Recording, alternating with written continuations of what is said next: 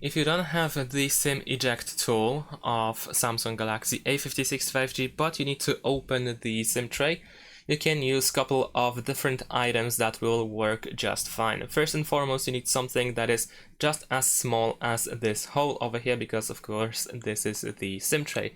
So for example, you can use a paper clip. You can unbend a small paper clip and use the pointed end to push into the SIM tray hole over here.